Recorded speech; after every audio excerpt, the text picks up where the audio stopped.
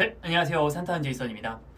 어느덧 산타는 제이슨 유튜브를 시작한 지도 1년이 넘었는데요. 지난 1년 동안 아름답고 멋진 코스를 소개해 드리려고 전국을 누비며 정말 멋진 풍경들을 많이 봤던 것 같습니다. 오늘은 지난 1년 120여 편의 유튜브 중에 너무 아름다워서 다시 한번 소개해 드리고 싶은 가장 아름다웠던 풍경 6개를 꼽아서 보여드리도록 하겠습니다.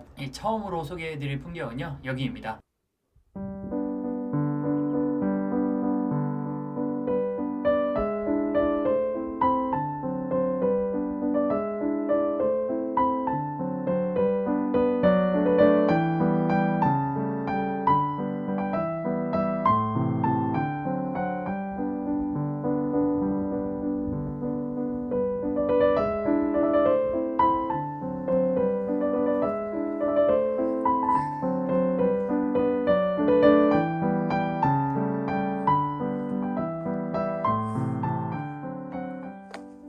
지난 4월 29일 보성에 있는 제암산과 일림산을 다녀온 풍경인데요. 제가 왔을 때는 일림산 철쭉이 완전 최절정일 때 가고요. 골치제 큰 봉우리에서부터 일림산 정상까지 사람 키가 넘는 철쭉나무가 끝도 없이 펼쳐져 있어서 정말 황홀한 풍경을 볼 수가 있었는데요. 제암산 철쭉 역시 만개하진 않았었지만은 사람이 많이 없어서 마치 제암산 철쭉 평원을 제가 혼자 전세낸 듯한 느낌으로 정말 행복한 산행을 다녀왔습니다. 제암산과 일림산은 둘 다 철쭉으로 굉장히 유명한 산이고요. 우리나라 최대 규모의 철쭉 군락지를 보유하고 있습니다. 만약 방문하실 계획이 있으시다고 하면요, 보통 4월 말이나 5월 초에 가시면은 아름다운 철쭉을 보실 수가 있고요. 일림산이 제암산보다 철쭉이 조금 일찍 피니까 개화 시기에 맞춰서 원하시는 곳으로 다녀오시면 될 것 같습니다.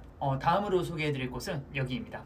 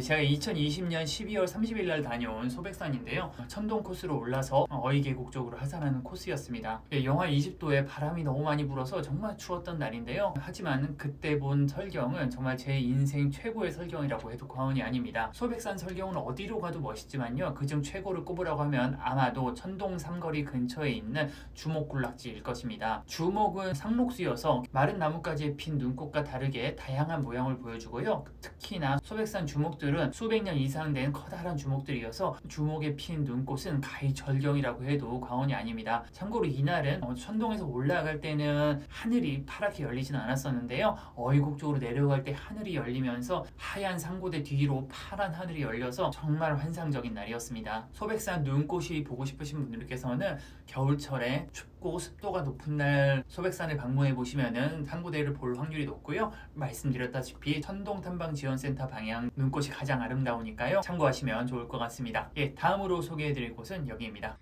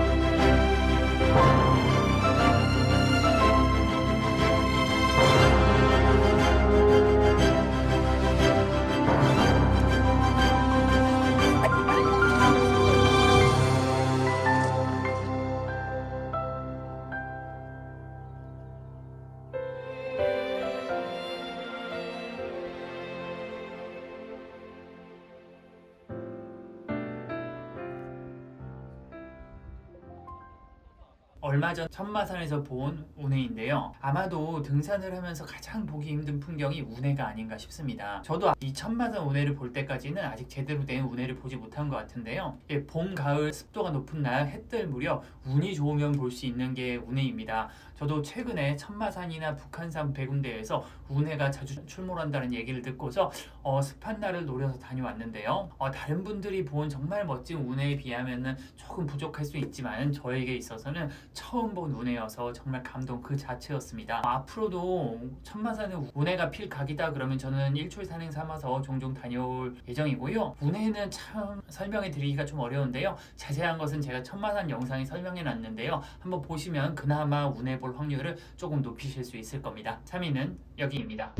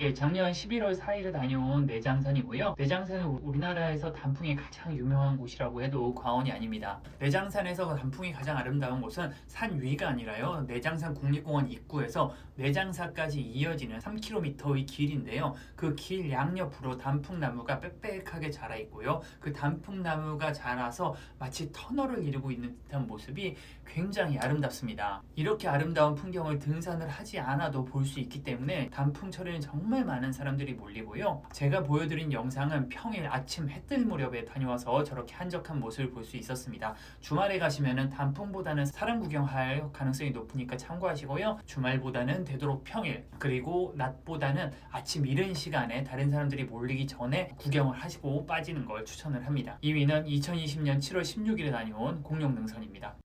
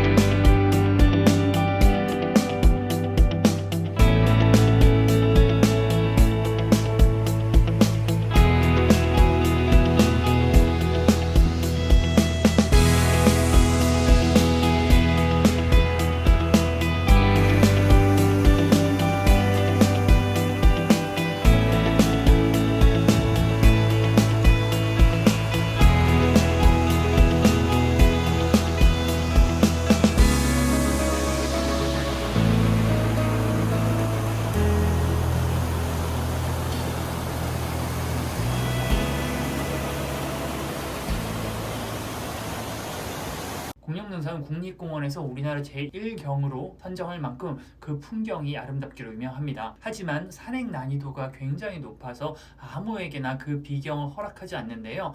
저는 이번에도 정말 너무너무 멋있는 풍경을 보고 올 수 있었습니다. 마등령에서부터 시작해서 공룡능선이 끝나는 신선대까지 설악산 특유의 바위봉우리들이 만들어내는 절경이 정말 끝도 없이 이어지고요. 하산길에 만나는 천불동 계곡도 옥빛의 맑은 물과 그리고 양옆으로 솟아있는 끝까지 쏟아지는 듯한 기암 절벽이 절경을 만들어내서 신선이 산다고 해도 수긍이 될 것 같은 곳입니다. 다만 코스 자체가 굉장히 길고 그리고 업다운이 심하고 그리고 험한 등산로가 많아서 등산에 익숙하지 않은 분들에게 추천드리긴 좀 어려운 것 같습니다.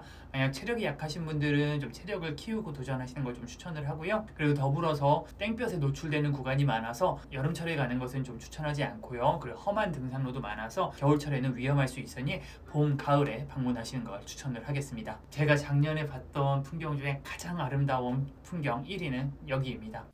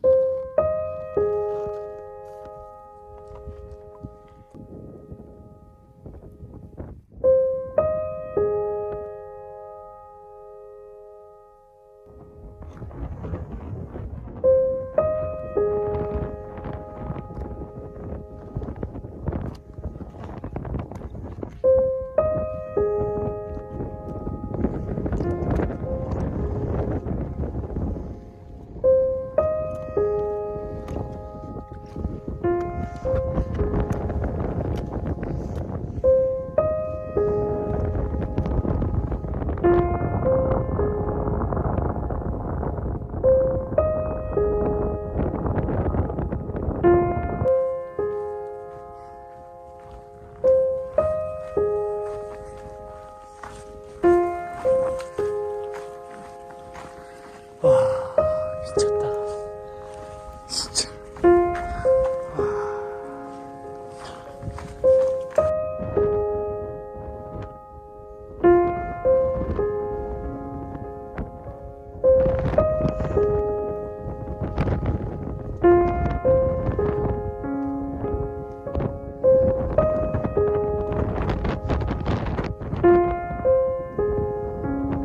네, 2021년 2월 29일에 다녀온 무등산이고요. 서석대와 입석대에 핀 눈꽃은 정말 황홀할 정도로 아름다웠습니다. 유튜브 알고리즘에 알 수 없는 이유로 인해서 조회수가 너무너무 안 나와서 아무도 모르는 영상인 것 같은데요. 정말 역대급 영상이니 꼭 한번 보시길 추천을 합니다. 코스는 수만탐방지원센터에서 빠르게 장불재로 오른 다음에 그리고 입석대, 서석대를 지나 중봉으로 올랐고요. 중봉에서 중머리제와 그리고 세인봉을 거쳐서 등심사 방향으로 하산을 했던 코스입니다. 정말 입석대와 서석대에 핀 눈꽃, 그리고 중봉에서 바라보는 하얗고 부드러운 능선, 그리고 서석대 부근의 눈꽃 터널까지 정말 너무너무 완벽했던 산행이었고요. 그 당시의 기억을 떠올리는 것만 해도 소름이 돋을 정도로 행복했던 시간이었고요. 정말 제가 등산하길 잘했다라고 정말 감사했던 순간이에요. 하지만 눈꽃 등산인 만큼 언제나 볼 수 있는 것은 아니고요. 겨울철에 춥고 습한 날 가시면은 조금 볼 확률이 높아지니까 참고하셔서 다녀오시는 걸 추천을 하겠습니다. 네, 자 이렇게 제가 지난 1년간 보았던 풍경 중에 정말 아름다운 곳 6곳을 좀 소개해드렸는데요. 앞으로도 여러분들께 아름다운 풍경과 좋은 코스를 소개해드릴 테니까요. 좋아요와 구독 그리고 알림 설정까지 좀 부탁드리겠습니다. 네, 끝까지 시청해주신 분들 모두 감사하고요. 저는 산타는 제이슨이었습니다. 감사합니다.